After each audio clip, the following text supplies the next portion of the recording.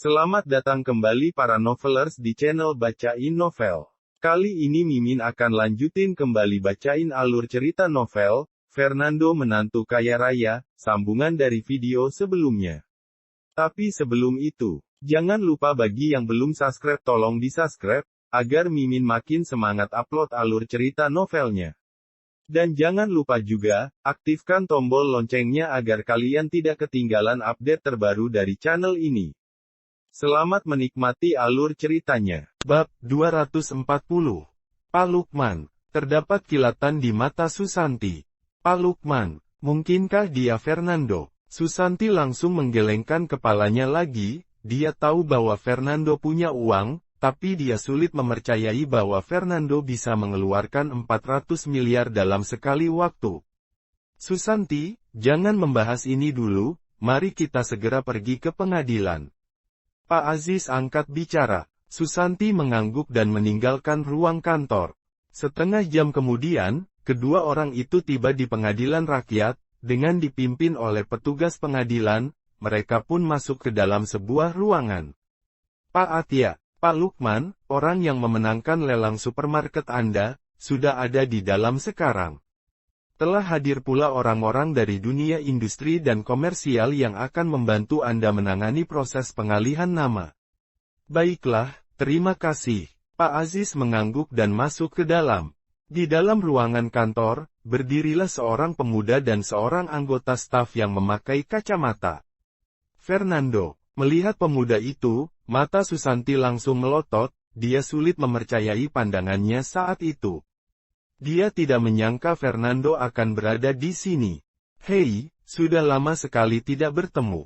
Fernando tersenyum simpul ke arah Susanti. Pandangan mata Susanti berkilat-kilat, dia tiba-tiba langsung sadar bahwa mulutnya terbuka karena rasa terkejut. Kamu yang berhasil memenangkan pelelangan supermarket kami. Benar, itu aku. Fernando mengangguk tanpa ada maksud menyembunyikannya. Brengsek, kamu berbohong kepadaku. Mata Susanti seketika memerah karena marah, dia menerjang ganas dan hendak memukul Fernando. Aku pikir kamu ingin menyuntikkan dana investasi ke perusahaan keluargaku, aku tidak menyangka kamu akan mengambil alih supermarket kami. Sial, sial. Sebelum pukulannya mengenai Fernando, Susanti segera dihentikan oleh staf di samping. Bu, tolong tenangkan diri Anda. Susanti tidak bisa menyentuh Fernando sama sekali. Fernando melipat tangan di belakang punggungnya dengan tertawa sambil berkata, dari awal aku sama sekali tidak bermaksud menyuntikkan modal, pemikiranku adalah langsung membeli supermarketmu. Dengan uang 400 miliar, aku mendapatkan untung yang besar. Kamu, Fernando, apakah kamu sadar apa yang kamu katakan? Susanti sangat marah sampai menggertakkan giginya. Asal tahu saja, jika semua hal di dalam supermarket dijumlahkan, hasilnya adalah 1 triliun, tapi Fernando bisa membelinya hanya dengan 400 miliar saja. Hal ini membuat hati Susanti serasa berdarah. Bu, tenanglah. Staf tersebut menahan Susanti. Di sini pengadilan, bukan tempat untuk membuat masalah. Susanti, tenanglah dulu, hasil akhirnya sudah bulat seperti ini. Tidak ada gunanya bagimu untuk protes sekarang. Pak Aziz berkata sembari membujuk. Susanti menarik napas dalam-dalam dan mencoba menekan kemarahan di hatinya. Baiklah, mari kita mulai dengan proses pengalihan nama. Melihat Susanti sudah diam, staf baru berbicara dengan wajah tanpa ekspresi. Prosedur balik nama semua aset berjalan sangat lancar, begitu dana 400 miliar sampai ke dalam rekening, Aziz dan Fernando menandatangani berbagai macam perjanjian dan kontrak. Setengah jam kemudian, Fernando sudah mengantongi setumpuk kontrak dan lisensi bisnis. Pada saat ini, semua dokumen ini adalah yang paling diperlukan untuk menjalankan supermarket Warun. Pak Lukman, mulai sekarang supermarket Warun sudah resmi menjadi milik Anda. Aziz dan Fernando berjabat tangan. Wajah Aziz terlihat penuh dengan ekspresi kepahitan. Supermarket Warun merupakan hasil kerja kerasnya. Tidak disangka, hanya karena kegilaan judinya, supermarket terpaksa berganti pemilik. Terima kasih, Pak Aziz telah rela melepaskan sesuatu yang paling Anda sayangi. Fernando menarik kembali tangannya sambil tersenyum simpul. Fernando berencana akan mengubah semua staf manajemen supermarket Warun di masa depan. Terdapat masalah yang cukup besar pada manajemen yang sekarang. Bukan melepaskan sesuatu yang paling saya sayangi, tetapi karena sudah menghadapi jalan buntu saja.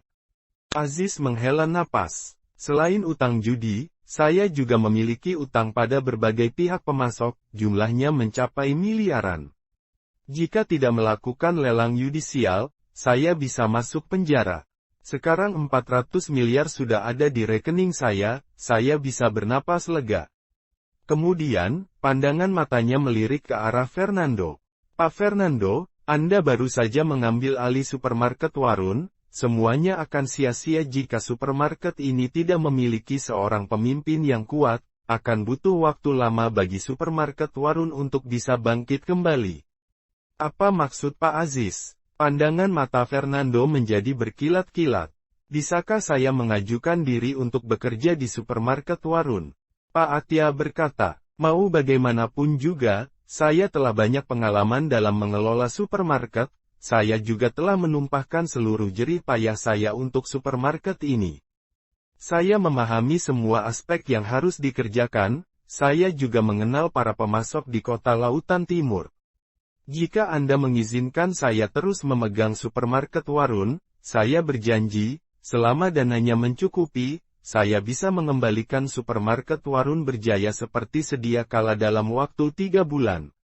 Fernando tidak segera menyetujui. Dia berpikir selama sesaat, baru kemudian berbicara.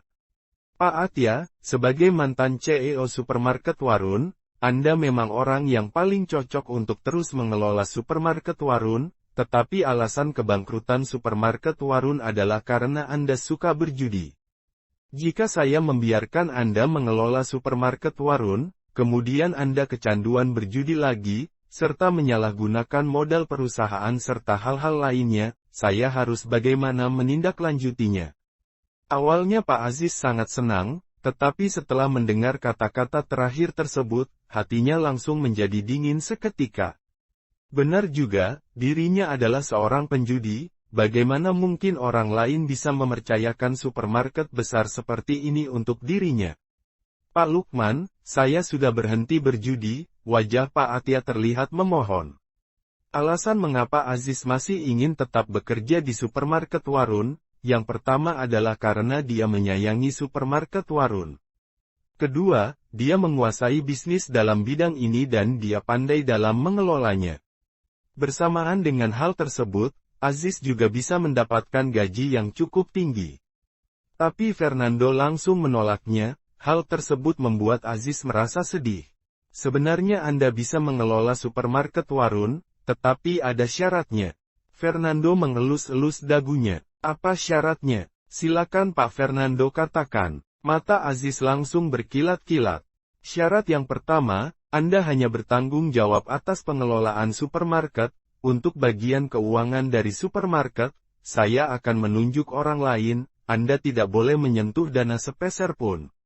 Syarat yang kedua, yaitu saya tidak akan memberi upah kepada Anda, tapi hanya akan memberi Anda hasil dividen di akhir tahun. Berapa banyak dividen yang dapat Anda ambil, itu tergantung pada berapa banyak keuntungan yang bisa Anda hasilkan untuk saya. Syarat ketiga, dalam waktu 3 bulan ke depan, Anda harus menentukan target. Jika salah satu ada yang tidak selesai, maka saya akan memecat Anda. Kata Fernando, ini adalah 3 syarat yang saya berikan. Ketiga syarat ini, pertama, adalah untuk mencegah Aziz dari perjudian dan menyalahgunakan dana umum ketika mengelola supermarket. Kedua, Fernando ingin melihat apakah Aziz benar-benar memiliki kemampuan mengelola supermarket Warun dengan baik atau tidak. Jika dia memang orang berbakat, maka akan dipekerjakan. Jika kemampuannya hanya biasa-biasa saja, maka akan diberhentikan. Bagaimanapun hal tersebut tidak akan merugikan, dan Fernando tidak harus mengeluarkan uang untuk upah. Di saat mendengar syarat-syarat dari Fernando, sinar mata Aziz berkilat sesaat, dia tidak menyangka bahwa di usia semuda ini, Fernando memiliki pemikiran yang sangat teliti. Jika dia tidak memiliki kemampuan yang memadai walaupun bekerja pada Fernando, juga tidak akan mendapatkan upah. Baiklah, saya setuju. Aziz menggertakkan giginya sambil mengangguk, sinar di dalam matanya menunjukkan kepercayaan diri. Dia percaya diri karena di dalam bidang pengelolaan supermarket, Aziz memang sangat berpengalaman. Asalkan berhenti berjudi, maka Aziz bisa memenuhi semua syarat yang diajukan oleh Fernando. Baiklah, kalau begitu tambahkan nomor WhatsApp saya, nanti berikan pada saya rencana pengelolaan dalam kurun waktu untuk 3 bulan ke depan. Saya periksa dahulu, kalau sesuai, saya akan memberikan wewenang pengelolaan manajemen supermarket Warun kepada Anda. Tentu saja, saya akan mengatur untuk orang lain untuk mengelola bagian keuangan, kata Fernando. Baiklah, Aziz Atya menambahkan nomor WhatsApp Fernando. Susanti berdiri di samping dan hanya melihat kejadian ini tanpa berbicara sama sekali. Susanti mengerti bahwa bagi ayahnya, bisa terus bekerja di supermarket Warun merupakan pilihan yang terbaik. Setelah mengobrol hal lain sebentar, Fernando kemudian langsung pulang ke rumah. Bab 241. Hal pertama yang dilakukan Fernando saat sampai di rumah adalah segera menghubungi direktur keuangan dari platform Ustreaming. Fernando bertanya kepadanya apakah ada orang yang bisa dimutasikan ke bagian pengelolaan keuangan supermarket Warun. Ada, Tuan Fernando. Direktur keuangan segera membalas. Wakil direktur keuangan dari perusahaan kami sudah bekerja di industri keuangan selama 10 tahun, beliau sudah berpengalaman dalam mengurusi keuangan baik dalam perusahaan besar maupun kecil. Jika dibutuhkan, Pak Fernando bisa mempekerjakan beliau, saya jamin tidak akan ada masalah. Kalau begitu, pekerjakan dia. Fernando segera membalas. Besok aku akan ke sana dan mengatur agar dia bisa pindah ke bagian manajemen supermarket. Baik, Tuan Fernando, kalau begitu sekarang saya akan memberitahu beliau supaya segera bersiap. Direktur keuangan itu menjawab. Fernando meletakkan ponselnya dan langsung menarik napas lega. Masalah perusahaan kedua sudah selesai. Pasti akan sulit membuat supermarket Warun menjadi perusahaan yang terdaftar di Kota Lautan Timur dalam kurun waktu setahun. Fernando harus bisa membuka cabang supermarket ini di seluruh Lautan Timur, atau bahkan di setengah bagian negara Indoland. Paling tidak, harus ada supermarket Warun di setiap ibu kota provinsi. Ada uang puluhan triliun di dalam kartu, aku rasa itu tidak cukup. Sepertinya aku harus menemui orang rumah untuk meminta uang. Mata Fernando berkilat-kilat. Tapi untuk saat ini tidak perlu terburu-buru, yang pertama aku harus memastikan dahulu supermarket Warun bisa berdiri dengan stabil di Kota Lautan Timur. Aku harus memulihkan keuangannya dalam waktu 3 bulan dan harus mengembangkannya. Langkah selanjutnya yang harus dilakukan adalah negosiasi dengan keluarga Wachidi tentang kerjasama logistik. Ini adalah bagian kecil dari pengaturan logistik global ayah. Aku ada konflik mendalam dengan Hamdin Wahidi sebelumnya. Kalau ingin berbicara tentang kerjasama dengan keluarga Wachidi, pasti tidak akan bisa sesederhana itu. Jika cara musyawarah tidak bisa, maka hanya bisa menggunakan cara kekerasan. Fernando merenungkan rencana masa depannya. Fernando, di lantai bawah, tiba-tiba ada suara memanggil, ternyata itu suara Tazudin. Ada apa? Fernando turun ke bawah dan bertanya. Tazudin berbaring di sofa, menyilangkan kedua kaki panjangnya sambil bermain dengan ponselnya. Ketika melihat Fernando, dia melirik ke samping dan berkata, anak perempuan dari Paman Elbrahim akan datang ke kota untuk bekerja, jemput dia di stasiun Selatan Lautan Timur. Sembari berkata, Tazudin mengeluarkan sekumpulan kunci dan melemparkannya ke atas meja. Pakai mobil Mercedes-Benz, jangan pakai van bobrokmu itu. Kalau tidak, kita akan kehilangan muka. Paman Ibrahim siapa? Fernando mengerutkan kedua alisnya. Ibrahim Zainos, meskipun kalian tidak ada hubungan sedarah, tapi berdasarkan silsilah, kamu harus memanggilnya Om Ibrahim, sahut Tazudin dengan tidak sabaran. Sana cepat berangkat. Bagaimanapun juga kerabat desa juga termasuk keluarga.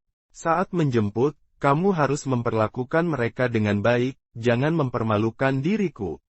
Nomor ponselmu sudah kuberikan kepada Om Ibrahim, sampai stasiun nanti dia akan menghubungimu. Kamu memangnya tidak bisa pergi sendiri? Fernando berkata sambil memutar bola matanya, dia tidak mau repot-repot pergi menjemput seseorang. Aku yang pergi. Tazudin langsung melotot. Aku masih belum sembuh betul, kamu mau membiarkan aku menjemput orang. Apa yang akan terjadi kalau aku kumat di jalan? Fernando memandang ke arah Tazudin, namun pada akhirnya Fernando hanya bisa menggelengkan kepala tak berdaya dan berjalan keluar. Karena kerabat yang akan datang, memang lebih sopan jika Fernando menjemput mereka. Hei, Fernando, mengapa kamu tidak mengambil kunci mobil ini? Tazudin berteriak. Aku akan mengendarai mobilku sendiri. Suara samar Fernando melayang masuk. Apa, mobilmu sendiri? Wajah Tazudin langsung berubah. Tidak boleh, kamu harus mengendarai Mercedesku. Jika kamu menjemput kerabat dengan van bobrok itu, bukankah mereka akan menertawakan kita? Jika kamu yang dipermalukan, tidak apa-apa, tapi kalau aku yang dipermalukan bagaimana? Fernando mengabaikan Tazudin. Ketika Tazudin melihat ke arah luar, Fernando sudah pergi jauh dengan mobilnya. Keterlaluan. Benar-benar keterlaluan. Pak Tazudin menghentakkan kakinya dengan marah. Di rumah ada Mercedes tapi tidak mau dipakai, bocah itu malah mengendarai van untuk menjemput kerabat. Ketika para kerabat datang ke sini dan melihat ada mobil Mercedes-Benz tapi tidak dipakai, apa yang akan mereka pikirkan? Orang lain pasti akan memandang rendah diriku jika dia mengendarai van seperti itu. Manusia sampah itu sudah mempermalukanku. Stasiun Selatan Lautan Timur adalah merupakan terminal stasiun kereta terbesar di kota Lautan Timur. Tempat ini merupakan kombinasi dari stasiun kereta api berkecepatan tinggi, stasiun kereta api biasa, dan terminal bus. Ratusan ribu penumpang berlalu lalang setiap hari di tempat ini. Kurang lebih 1 jam kemudian, Fernando sampai di tempat tersebut. Fernando mengarahkan pandangan keluar jendela dengan tidak fokus. Manusia datang dan pergi dari stasiun, mereka membawa tas besar dan tas kecil sambil terburu-buru. Di luar stasiun, ada calo yang sibuk menawarkan diri kepada para penumpang, juga ada para pemilik hotel. Saat melihat penumpang yang lewat, mereka langsung bertanya apakah penumpang itu ingin menginap. Kurang lebih 10 menit kemudian, ponsel Fernando berdering, terlihat nomor yang tidak dikenal.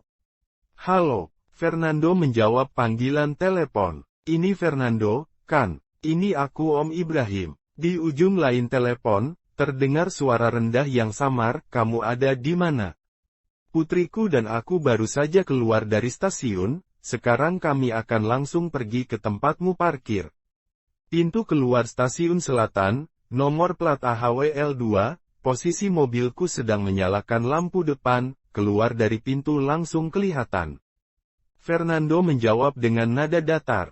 Baiklah, omong-omong, aku dengar dari ucapan Tazudin, menantunya mengendarai Mercedes-Benz besar untuk menjemput kami, apa benar kamu mengendarai Mercedes untuk menjemput kami?